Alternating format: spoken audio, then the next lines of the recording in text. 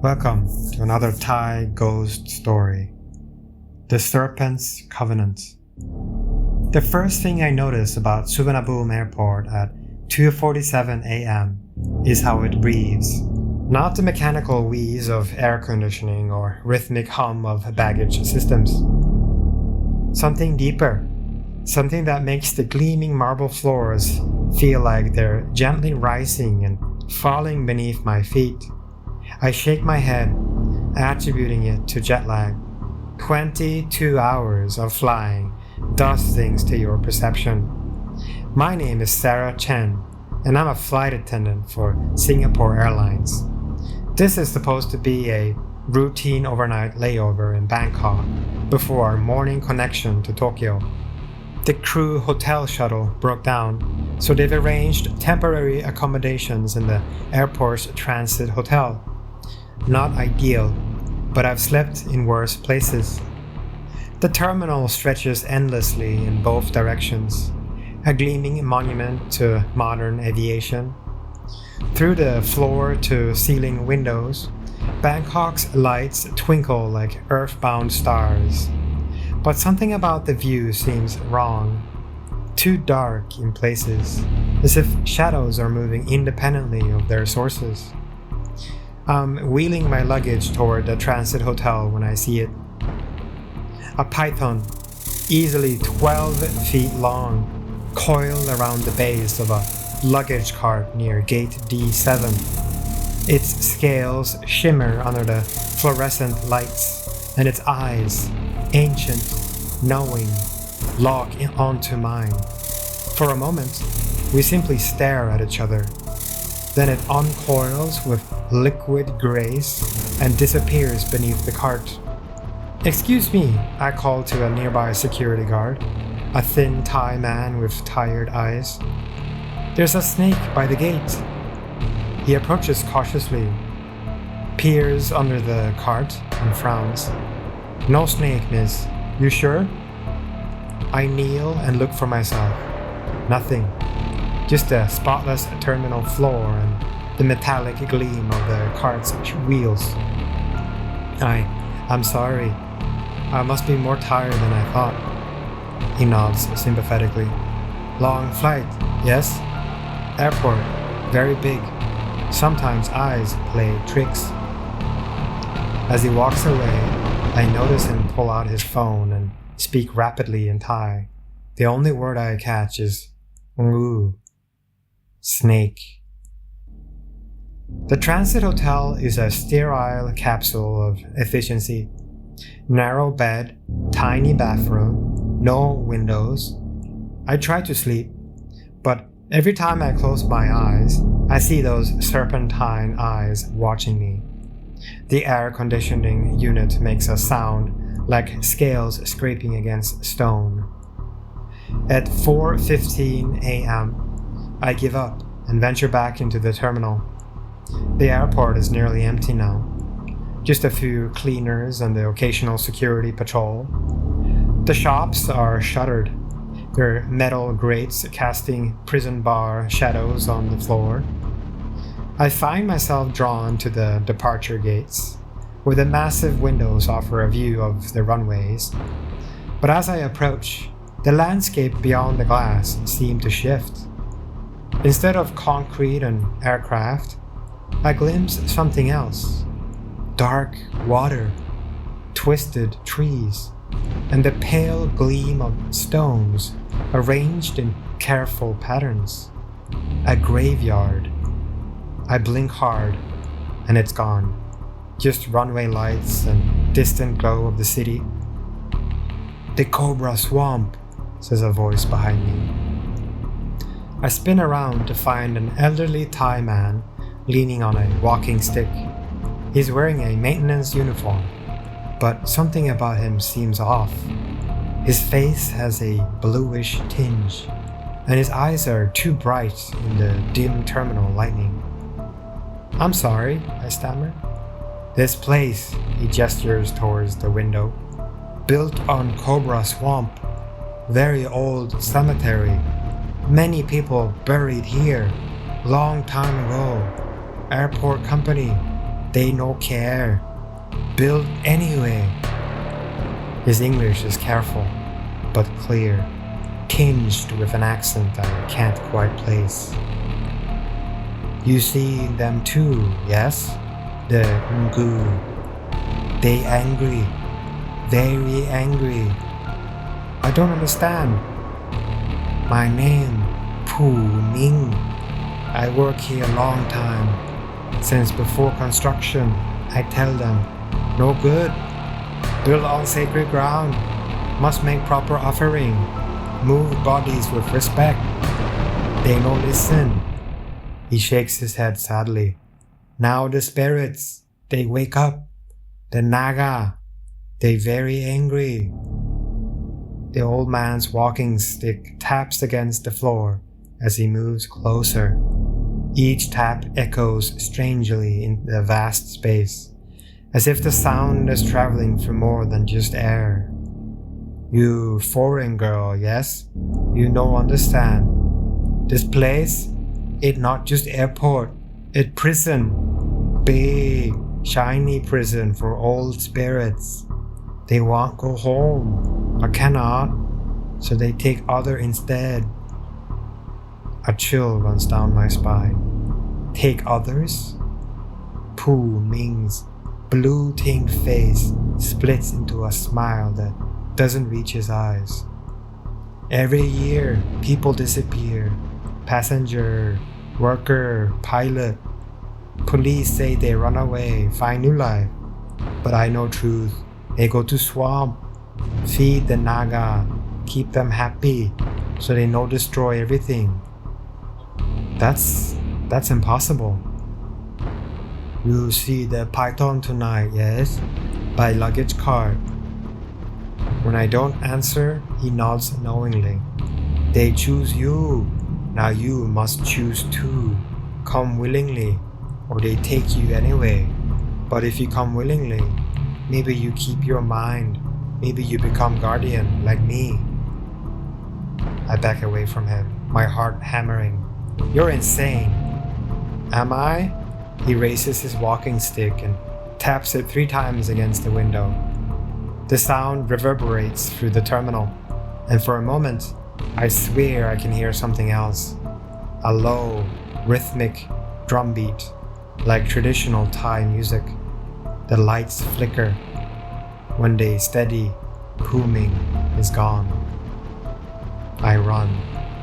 My footsteps echo through the empty terminal as I sprint toward the central concourse. The drum beat follows me, growing louder with each step. It's joined by the haunting melody of a kim, a Thai dulcimer, its notes floating through the air like smoke. There's no source for the music. I stop at the massive churning of the ocean statue in the center of the terminal. The bronze figures of gods and demons locked in eternal struggle seem to watch me with bronze eyes. The music stops abruptly, leaving only the hum of the air conditioning and the distant rumble of an early morning flight. My hands shake as I pull out my phone. No signal, not even emergency calls.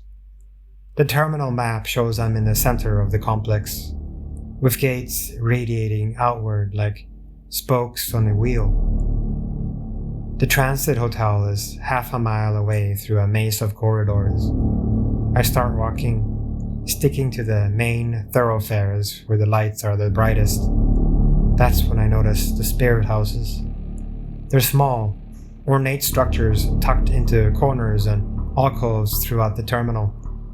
Traditional Thai spirit houses designed to appease the P, the ghost who might inhabit a place. I've seen them outside buildings throughout Thailand, but never inside an airport. Each one contains offerings, jasmine flowers, incense sticks, small figurines, but the flowers are wilted, the incense cold, and the figurines are all facing the wrong direction, toward the center of the terminal instead of away from it. As if they're not meant to keep spirits out, they're meant to keep something in. I'm passing the baggage claim when the carousel suddenly lurches to life. The mechanical grinding fills the air as the conveyor belt begins its endless circuit. But instead of luggage, other things begin to appear. Bones, old yellowed bones that clatter against the metal sides of the carousel. Then skulls, some still wearing fragments of ancient cloth. Pottery shards and rusted metal objects that might once have been jewelry. The remains of the Cobra Swamp cemetery, dredged up from below the airport's foundation. I watch in horror as the carousel continues its circuit, displaying the desecrated graves like a macabre museum exhibit. The bones are joined by other objects, modern things, a pilot's cap, a flight attendant's scarf, a child's toy airplane, the missing passengers. The carousel stops, and as suddenly as it started, and everything disappears. Just an empty baggage claim in the pre-dawn darkness. But I can still smell the earth. Rich, black earth, and the green scent of stagnant water. I need to find other people, security guards, cleaners, anyone. The administrative offices are on the upper level, accessible by a series of escalators that seem to stretch forever upward. The escalator carries me past darkened shops and empty restaurants. About halfway up, I glance down and see movement in terminals below. Not people, something else. Long, sinuous shapes moving between the gates with purpose. The snakes are hunting. I reach the upper level and immediately notice the temperature difference. It's warmer here, humid in a way that makes my clothes stick to my skin. The air carries that same earthy scent I detected at the baggage claim. The administrative wing is a maze of offices and meeting rooms. Most are locked, but I find one door slightly ajar. Inside, a security monitor displays feeds from cameras throughout the terminal. What I see makes my blood freeze. The terminal is full of snakes, hundreds of them, moving through the corridors like a living river. They're not random, they're forming patterns, spirals and circles that remind me of the mandala designs I've seen in Thai temples. On another monitor, I spot Pu Ming. He's standing in the center of the spiral, his walking stick raised above his head. His mouth is moving, but no sound comes through the speakers. It looks like he's chanting. The final monitor shows something that makes me stagger backward. The view outside the terminal windows has changed completely. Instead of runways and city lights, there's dark water stretching to the horizon. Massive trees droop their branches into the still surface, and I can see the pale gleam of gravestones rising from the shallow depths. The Cobra Swamp, not as it was, but as it wants to be again. I'm so focused on the minotaurs. The Cobra Swamp, not as it was, but as it wants to be again. I'm so focused on the monitors that I don't notice the sound at first. A soft scraping, like something being dragged across the floor. When I turn around, a python is sliding through the partially open door. This one is different from the others. Larger, with scales that seem to shift between brown and green and gold. Its eyes are not the flat black of a normal snake, but swirling with intelligence and malice. It speaks, not with words, but directly into my mind. Images flood my consciousness, the swamp as it was centuries ago. a sacred place where the Naga, ancient serpent spirits, guarded the boundary between the world of the living and the realm of the dead. The construction of the airport, massive machines tearing through the earth, scattering bones and disturbing the eternal rest of the buried. The anger of the Naga, the curse they placed on the ground. The python's mental voice is ancient and patient. You have seen the truth. The land remembers. The dead remember. Will you help us reclaim what was stolen? I don't understand, I whispered. Your kind builds over our sacred places, covers the earth with stone and metal, but the spirits remain. We have made a covenant with the guardian. He keeps us fed, and we allow the metal birds to fly. But the balance is fragile. We need new guardians, living ones who can move between worlds. The python begins to coil around my legs, its scales surprisingly warm against my skin.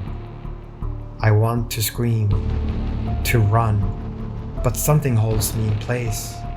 The creature's presence is hypnotic, almost soothing. You can be more than human, more than the fragile thing that fears death. Join us, and you will never know fear again, never know loneliness, never know the pain of separation. Images flash through my mind, myself transformed, guiding lost passengers to their fate, luring them with promises of help, of safety, while the Naga feed on their life force. Becoming part of the eternal cycle of death and rebirth that governs this place.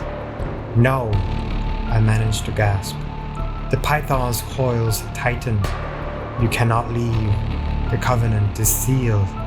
Choose willing transformation or be transformed by force. That's when I remember the emergency axe mounted on the wall outside the office, if I can reach it. A feigned compliance, relaxing my body and nodding slowly. The python's grip loosens slightly, and I take my chance. I lunge for the door, grabbing the axe as I pass. The python strikes, but I'm already moving, bringing the axe down on its head with all my strength. The blade passes through the creature as if it were made of smoke. It reforms immediately, now hissing with rage. You cannot harm us with metal. We are older than your weapons, older than your fear. But I noticed something else. The spirit houses scattered throughout the terminal. They're not just decorative. They're part of a binding spell, keeping the Naga contained within the airport's boundaries. If I can destroy enough of them, I run. The terminal has become a maze of living shadows and wreathing forms.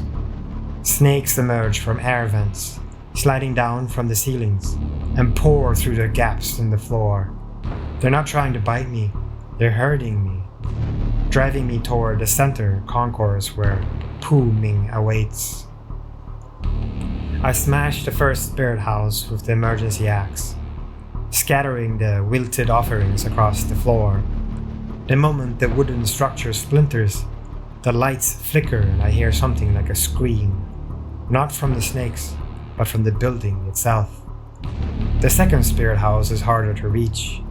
It's mounted high on a pillar, surrounded by a massive wreathing serpents.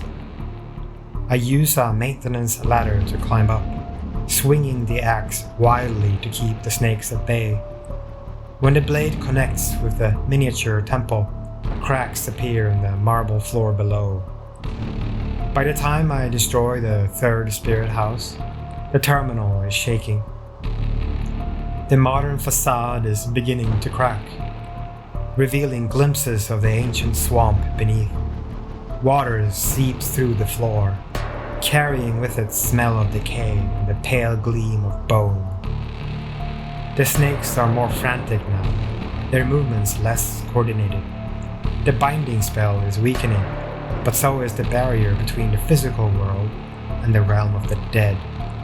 I reached the central concourse to find Pu Ming waiting beside the churning of the ocean statue. But he's changed. His blue-tinged skin is now fully blue, and his eyes glow with an inner light. He's not entirely human anymore, if he ever was. You make mistake, he says, his voice carrying the weight of centuries. You think you free yourself, but you only make things worse. The Naga, they're not just angry now, they're desperate. If they cannot have willing guardians, they take everything. Around us, the terminal continues its transformation. The polished floors crack and buckle, revealing the dark waters of the swamp below. The modern gates and shops fade like mirages, replaced by the twisted trees and mounded graves of the ancient cemetery. The airport was never meant to be permanent, Pu Ming continues. It was compromise. The Naga agreed to be bound, to allow the metal birds to fly in exchange for regular offerings. But the offerings must be willing, must understand their purpose. The largest python I've ever seen emerged from the shadows behind the statue. It's easily 20 feet long, its scales shifting through colors that don't exist in nature. There is no ordinary serpent. It's a Naga, an ancient spirit in physical form. The covenant is broken. Its voice resonates in my mind. The barriers fail. Soon, the swamp will reclaim all. There is still a way, Pu Ming says. You can become guardian. Help us maintain balance. The airport survived, the spirit are appeased, and you become something more than human. The Naga's mental voice is seductive. You have seen both worlds now. You know the truth. Why return to the small existence of your kind when you can be part of something eternal? I look around at the transforming terminal. Water is now ankle deep, and I can see the shapes of the drowned dead moving beneath the surface. The modern world is dissolving, revealing the ancient truth beneath. What happens to the passengers, I ask. They become part of the swamp, Pu Ming says matter-of-factly. Their life force feeds the Naga, keeps them strong enough to maintain the illusion of the airport. It is natural cycle. Death feeds life, life feeds death. That's murder. It is murder when the spider eats the fly, when the hawk takes the mouse. The Naga are older than your morality. They are a force of nature, like storm or flood. They do not choose to be evil. They simply are. The great Naga moves closer, its scales now reflecting the terminal's fluorescent lights like a living rainbow. Choose quickly. The transformation becomes harder as the barriers weaken. Soon you will have no choice at all. I think of my crewmates asleep in the hotel, unaware of the supernatural drama playing out around them. I think of the thousands of passengers who pass through this terminal every day, unknowing that they are walking over an ancient graveyard, guarded by hungry spirits. I think of the missing passengers, the ones whose belongings appeared on the baggage carousel, people with families, dreams, fears, reduced to nothing more than spiritual sustenance. I won't help you, I say. Pu Ming's expression turns sad. Then you leave us no choice. The Naga strikes, but not with fangs. Its attack is mental, a flood of images and sensations that threatens to overwhelm my human consciousness. I see the history of the swamp, the centuries of burials, the sacred rituals that once honored the boundary between life and death. I see the construction of the airport, the violence done to the earth, the desecration of the graves. I understand the Naga's anger. their sense of betrayal. But I also see the future they offer, myself transformed into something between human and serpent, luring passengers to their doom with promises of help and safety, an eternal existence as a predator. No, I whisper, then louder, no! I raise the axe above my head, not to strike the Naga, but to bring it down on the churning of the ocean statue. The bronze figures have been positioned carefully. I realize they're not just decorative. They're the focal point of the binding spell, the anchor that keep the Naga contained within the airport's boundaries. The axe blade bites into the bronze, and immediately the terminal erupts in chaos. The Naga's scream is audible now, a sound like tearing metal and rushing water. The spirit houses throughout the terminal explode simultaneously, their wooden fragments swirling in a supernatural wind. The floor beneath my feet gives way entirely, and I plunge into the dark water of the swamp. The cold is shocking, but I force myself to keep swimming, to keep moving toward what I hope is the surface. Behind me I hear Pu Ming's voice, distorted by the water. You cannot escape. The swamp is everywhere now. The boundary is broken. I break the surface, gasping for air, and find myself in a world transformed. The terminal is gone, replaced by the vast expanse of the Cobra Swamp. Twisted trees stretch their branches toward a sky that flickers between day and night. The water is full of bones and broken pottery, the detritus of centuries. But there, in the distance, I see lights. Not the supernatural glow of the Naga, but the harsh fluorescence of the real world. The actual terminal, still standing, still solid. I swim toward it, fighting against the current, and the hands that seem to reach up from the depths. The water grows shallower, and finally I crawl onto what feels like solid ground. I'm in a maintenance corridor beneath the airport. Emergency lights cast harsh shadows on concrete walls, and I can hear the distant hum of machinery. Real machinery, not the breathing of an ancient swamp. I climb a service ladder and emerge into the terminal proper. Dawn is breaking through the windows, and the first passengers of the day are beginning to arrive. Everything is normal, modern, sterile, but I can still smell the swamp. 6 months later, I'm back at Suvarnabhumi airport, not as a passenger, but as a guide. The official story is that I suffered a psychotic break during my layover, brought on by stress and sleep deprivation. I was found unconscious in a maintenance corridor, dehydrated and hypothermic. The doctors said I was lucky to survive, but I know the truth. The Naga are still here. The swamp is still here, just beneath the surface of the modern world. The binding spell is damaged but not broken. The airport still stands. The planes still fly, and most passengers remain unaware of the supernatural ecosystem that surrounds them. But some don't. I've made it my mission to find them. The ones who see the snakes, who hear the music, who glimpse the swamp through the terminal windows. I guided them to safety, helped them understand what they're experiencing, and most importantly, I make sure they leave. Because the Naga are patient. They're always looking for new guardians, new servants to help them maintain the balance. And the airport is always hungry.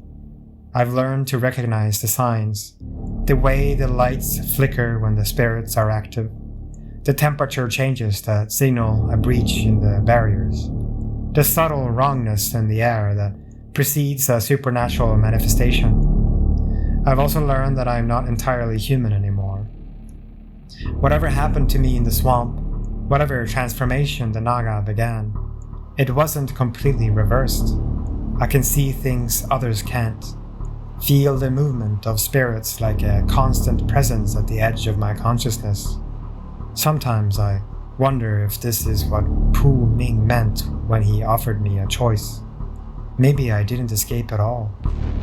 Maybe I just chose a different kind of servitude.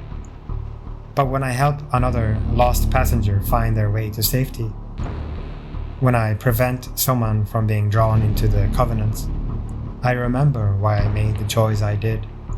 The serpent's covenant is still in effect. The Naga still hunger.